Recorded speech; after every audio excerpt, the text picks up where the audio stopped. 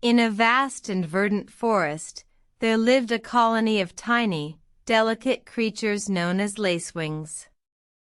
These creatures were renowned for their intricate, lacy wings that shimmered like stained glass windows when they caught the sunlight. One day, a young lacewing named Serafina found herself feeling out of place among her kin. Unlike the others, Serafina's wings were not as vibrant or as large. She felt a deep sadness, believing that she did not belong. One evening, as Serafina sat by the forest stream, she saw a wise old owl perched on a nearby branch. Seeing her sadness, the owl asked, "Why so glum, little one? What troubles your heart?"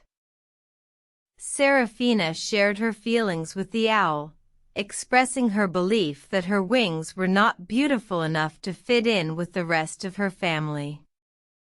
The owl listened patiently, then spoke, "My dear Serafina, beauty comes in many forms. It is not just in the size or color of one's wings but in the heart that beats within."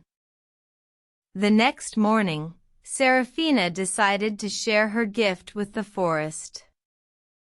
As she fluttered about, she noticed a spider's web nearby. Tiny bugs were trapped in the web, and the spider was struggling to catch them. Serafina flew over and gently brushed the bugs free with her wings. The spider, grateful for Serafina's kindness, thanked her and said, "Your wings are indeed beautiful, but it is your heart that truly shines.